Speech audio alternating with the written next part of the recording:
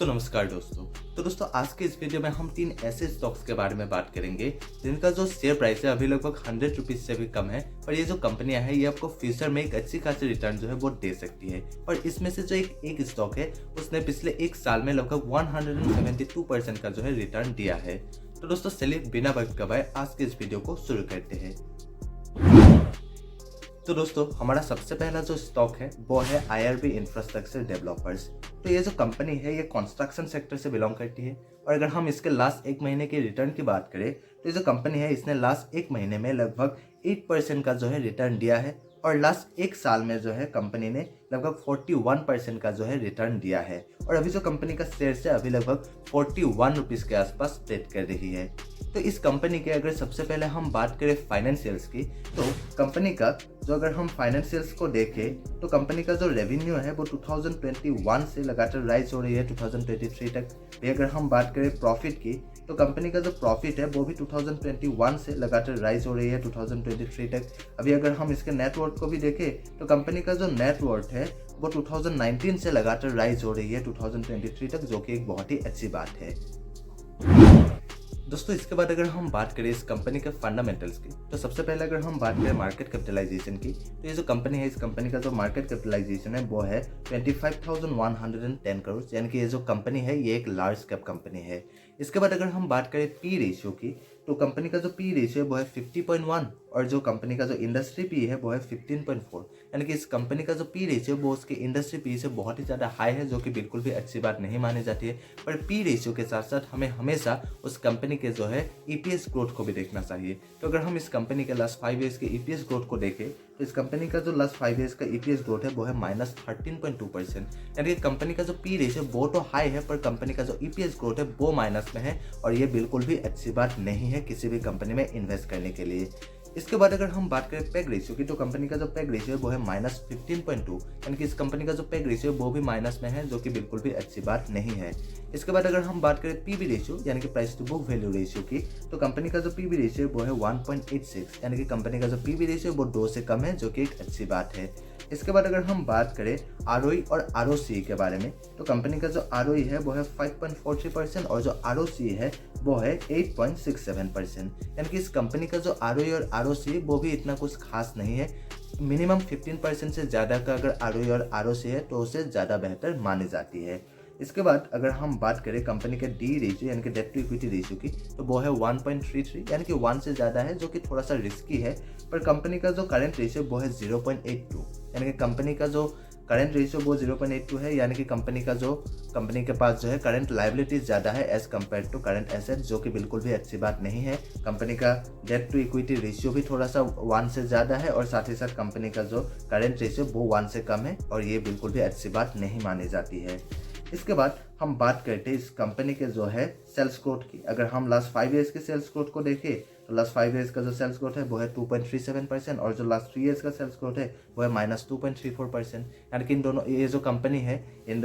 इस कंपनी का जो है सेल्स ग्रोथ जो है वो लास्ट 5 ईयर्स का हो लास्ट 3 ईयर्स का दोनों ही बिल्कुल भी अच्छी खासी नहीं है। इसके बाद अगर हम बात करें प्रॉफिट ग्रोथ की तो कंपनी का जो प्रॉफिट ग्रोथ है वो है -28.0%, यानी कि इस कंपनी का जो प्रॉफिट ग्रोथ है वो भी कुछ इतना खास है नहीं। पर अगर हम इसके डिविडेंड यील्ड को देखें तो कंपनी का जो डिविडेंड यील्ड है वो है 0.48%, यानी कि इस कंपनी का जो डिविडेंड यील्ड है वो भी इतना कुछ खास है नहीं।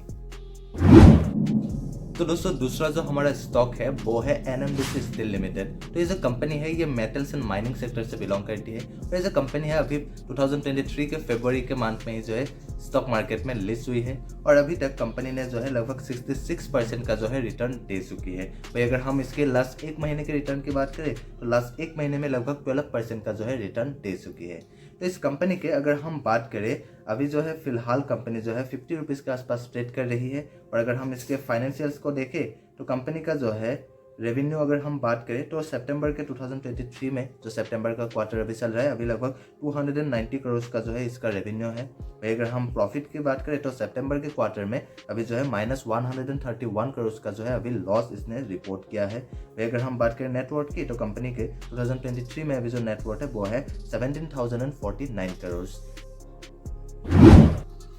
इसके बाद अगर हम बात करें इस कंपनी के फंडामेंटल्स की, तो इस कंपनी का जो मार्केट कैपिटलाइजेशन है वो है 15,034 करोड़, यानी कि ये जो कंपनी है एक मिड कैप कंपनी है। इसके बाद अगर हम बात करें इसके पी रेशियो की, तो इस कंपनी का जो पी रेशियो वो है 0, यानी कि इस कंपनी का जो पी रेशियो वो 0 है, क्योंकि इस कंपनी का जो ईपीएस है वो माइनस में है। और पी रेशियो कम होना अच्छा माना जाता है, पर कंपनी का जो है पी रेशियो अगर 0 है या फिर माइनस में, वो बिल्कुल भी अच्छी बात नहीं है। इसके बाद अगर हम बात करें पीबी रेशियो की, तो कंपनी का जो पीबी रेशियो वो है 0.89, यानी कि इस कंपनी का जो पीबी रेशियो है वो 2 से कम है, जो कि एक अच्छी बात मानी जाती है। तो अगर हम इसका डेट टू इक्विटी को भी देखें, तो कंपनी का जो डेट टू इक्विटी रेशियो है वो है 0.31, यानी कि इस कंपनी का जो डेट टू इक्विटी रेशियो वो 1 से कम है, जो कि एक अच्छी बात मानी जाती है। पर कंपनी का आरओई जो है वो माइनस में है, -0.77%, जो कि बिल्कुल भी अच्छी बात नहीं है। साथ ही साथ कंपनी का जो डिविडेंड यील्ड है वो है 0%। अगर हम इसके बुक वैल्यू की बात करें तो वो है 57.73, और अभी जो कंपनी का शेयर है अभी लगभग 50 रुपीज़ के आसपास ट्रेड कर रही है, और इसलिए इस कंपनी का जो पीबी रेशियो वो 1 से कम है, जो कि एक अच्छी बात है। भाई अगर हम इसके फेस वैल्यू की बात करें तो कंपनी का जो फेस वैल्यू है वो है 10। तो दोस्तों आज के हमारे जो आखिरी स्टॉक है जिसने लास्ट 1 ईयर में 170% से भी ज़्यादा का रिटर्न दिया है, तो वो जो स्टॉक है वो है एसजेवीएन। तो ये जो कंपनी है ये इलेक्ट्रिक यूटिलिटी सेक्टर से बिलोंग करती है, और अभी जो कंपनी का शेयर है अभी लगभग 93 रुपीज़ के आसपास ट्रेड कर रही है।